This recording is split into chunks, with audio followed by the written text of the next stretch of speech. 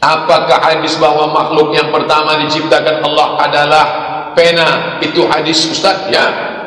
Yang pertama diciptakan Allah kalam, lalu Allah menyuruh kalam, ya kalam uktub, tulis.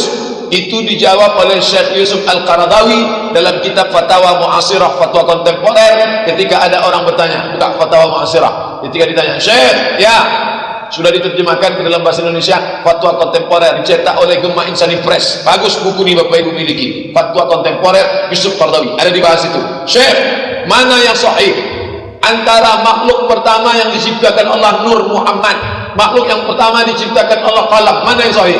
Kata Syekh Qaradawi, yang sahih kalam. Adapun hadis tentang Nur Muhammad dhaif. Maka kata dia, bahkan ada yang menyebut palsu. Maka yang kata dia, yang sahih itu kalam. Nun wal qalami wa ma yasturun, demi kalam dan apa yang ditulis. Allah tunjuk kalam, lalu Allah katakan, ya kalam uktub, wahai kalam, tulislah. Disitulah kalam menulis di lauh mahfuz. Papan tempat menulis itu lauh mahfuz, papan yang terpelihara, dijaga oleh para malaikat. Apa hukum musik? Ada yang berpendapat bahwa keempat imam mazhab mengharamkan musik, sedangkan ada ulama yang menghalalkan musik. Apakah ini juga masalah khilafiyah? Ya, yang menghalalkan Ibnu Hazm, maka dibahas oleh Syekh Qaradawi dalam buku fikih musik, sudah diterjemahkan ke Gemma Insani Press. Saya teks Arabnya ada, download PDF bisa, tinggal tulis saja fikih musik. Dia bahas dalil tentang musik, dari mulai ayat Quran, dari mulai tafsir Quran sampai kepada hadis, ijtihad ulama, sampai dia pada kesimpulan alladzina mislul kalam, musik sama seperti kalam, cakap, omongan. Kalau baik, maknanya baik, halal. Kalau tak baik, mengajak berzina, mengajak buat dosa, haram. Musik Mahir Zain isinya mengajak menikah, barakallahu lakum wa baraka alaikum wa jama'a bainakum fi khair, baik. Opik baik, bimbo yang religi baik, tak salah. Tapi ketika musik mengajak maksiat, ada musik itu mengajak bunuh diri. Ketika sudah didengar, bawaannya mau bunuh diri, sedih, bunuh diri. Dulu ada di list 70 lagu di dunia, kalau didengar bawaannya mau bunuh diri, mati. Tak boleh, haram. Musik ngajak dosa, musik ngajak berzina, musik kalau didengar bawaannya mau goyang aja kepala. Habis nyabu, sabu-sabu, narkoba, begitu dengar goyang. Sebelum dengar musik itu begini kipas, setelah dengar kipasnya diam, kepalanya goyang. Itu tak boleh, haram, maksiat, dosa kepada Allah.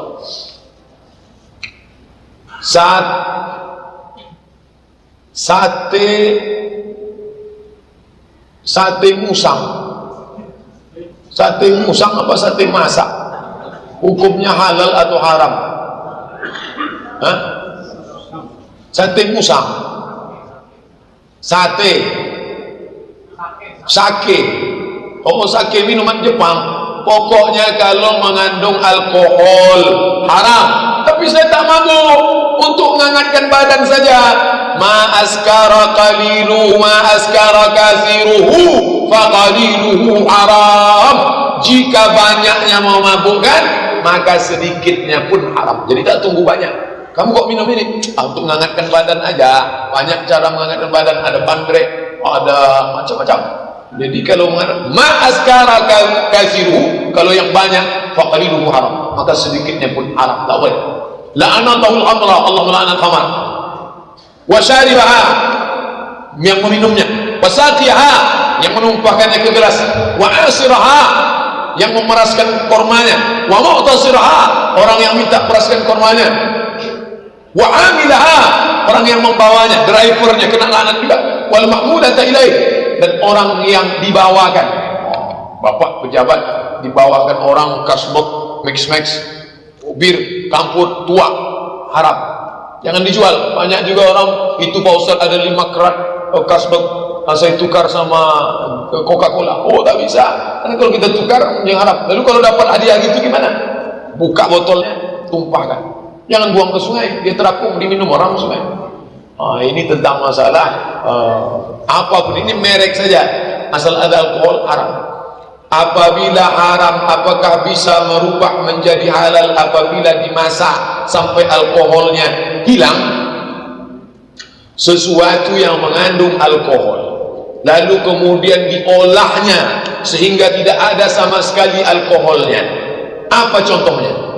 Nah, ini tanya orang medis, apa betul kalau sakit itu dimasak hilang alkoholnya? Karena ketika alkohol dimasukkan ke dalam masakan, di antara campuran masakan Cina itu ada masuk arak, kata dia, masukkan arak. Begitu arak itu dimasuk ke dalam, pasti tengok lagi tak ada araknya. Oh, kalau gitu kita makanlah. Dia bukan sebelum bukan setelah jadinya, sebelum jadinya itu dihukum. Banyak makanan lain lagi, maka jangan makanan Jepang. Dan ternyata makanan Jepang ini banyak mudaratnya. Yang suka makan mentah itu salah satu penyebab belatung dalam otak. Itu gara-gara makan mentah. Dia pun sebetulnya jijik mau makan itu, tapi karena supaya dibilang keren, hebat makanan Jepang. Udahlah dijajah Jepang 3,5 tahun, makanan Jepang itu pula menjajah kita sekarang. Oleh sebab itu banyak makanan orang kita yang halal-halal lagi. Tapi pertanyaan ini penting, bukan saya katakan tak penting, ini penting. Mengenai hadis Rasulullah menyuruh sahabat untuk sholat 2 rakaat saat khutbah Jumat, padahal sahabat sudah duduk. Mengapa saat ini tidak dilakukan? Setahu saya tidak diamalkan. Saya khutbah semalam di Masjid Raya Pasar Bawah, tak ada yang duduk. Yang di situ yang di ujung tegak. Kalau masuklah dia di depan saya duduk, saya suruh tegak. Qum fasalli rak'atain, tegak. Selama saya khutbah belum pernah orang duduk di depan saya. Tapi duduk-duduk di belakang tak mungkin lah saya cari. Kenapa duduk itu? Duduk di depan, qum fasalli rak'atain.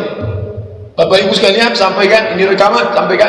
Orang yang datang ke masjid terlambat, Nabi menyuruh dia qum fasalli rak'atain, salat sunat 2 rakaat.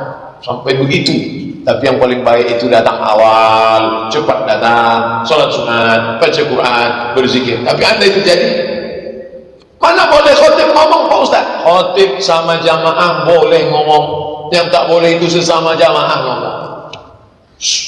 Idza qulta li sahibika ansit, kalau kau katakan ke teman di sebelahmu, diam, faqad laghauta, kau sudah melakukan perbuatan sia-sia. Wa man lara, siapa yang melakukan perbuatan sia-sia, fala jum'ata lah, maka tiada Jumatlah baginya. Saat ayah saya meninggal, beliau meninggalkan sebuah rumah yang kami tempati, tapi rumah tersebut adalah hasil dari ayah dan ibu saya. Ayah saya masih memiliki ibu yang masih hidup. Pertanyaannya, bagaimana pembagian warisannya karena sekarang nenek saya sudah meninggal? Kenapa ke nenek begini?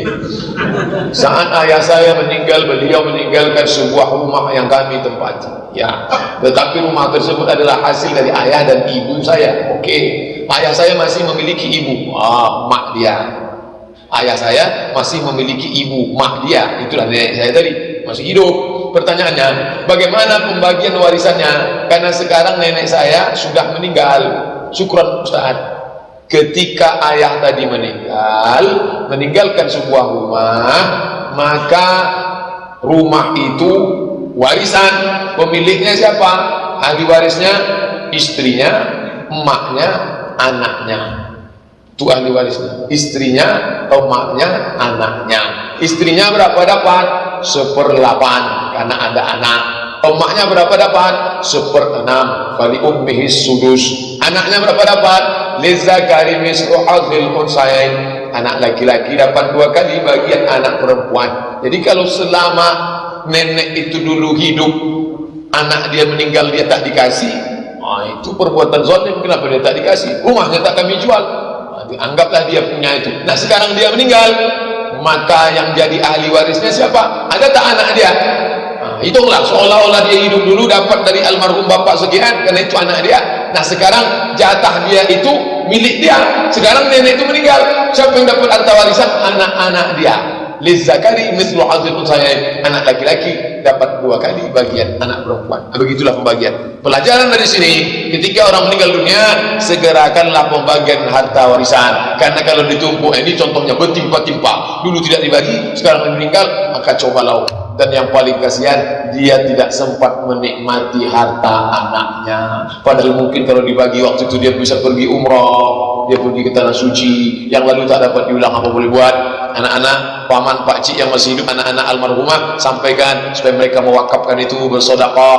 Yang paling bagus, pergi ke masjid yang sedang membangun, bebaskan tanah. Mudah-mudahan dia waktu hidup dulu tidak sempat beramal, kita gunakan itu untuk sesudah dia meninggal dunia. Apa hukumnya jika mad wajib muttasil dalam Al-Quran tak sempurna kita panjangkan? Apakah berdosa juga hukumnya Pak Ustaz? tentang masalah ilmu tajwid itu. Ilmu tajwid 2 harakat, 3 harakat, 6 harakat itu mesti dipelajari baik-baik, karena kata Nabi rubbatalil Quran, berapa banyak orang yang membaca Al-Quran, wal Quranu yal'anuh, dilaknat Quran. Kenapa dilaknat Quran? Karena panjang pendeknya tak betul. Bismillahirrahmanirrahim. Yang pertama kali kunci Al-Fatihah, makharijul huruf, panjang pendeknya. Jangan malu belajar, buatkan kelas khusus. Masjid Agung An-Nur buat kelas khusus. Anak-anak tidak mau dicampur dengan orang tua segan ngaji sama anak-anak, buat kerja kelas khusus sampai jam 10 malam. Yang tak bisa kerja pagi, buat. Ini memperbaiki. Apakah berdosa? Oh iya, jelas. Salah panjang pendek dalam Al-Quran itu sudah diatur. Mana ada Nabi mengajarkan tajwid? Ilmu tajwid itu datang belakangan disusun, tapi barang mentahnya dari Nabi. Jangan bayangkan Nabi baca Quran nengok kertas. Nabi mana bisa baca? Nabi buta huruf. Nabi mendengar suara Jibril, dia dengar. Iqra bismi rabbikal ladzi khalaq, khalaqal insana min 'alaqin, iqra wa rabbukal akram alladzi 'allama bil qalam. Nabi mendengar Jibril, sahabat mendengar Nabi, tabi'in mendengar Nabi, sahabat, tabi'in mendengar tabi'in, sampai lagi kita sekarang. Makanya metode yang paling bagus belajar Quran itu bukan baca, tapi mendengar suara. Panjang, pendek, makharijul huruf. Nama metodenya talqin. Di Maroko sampai masih sekarang gitu. Guru membacakan ke murid. Tak tengok Quran.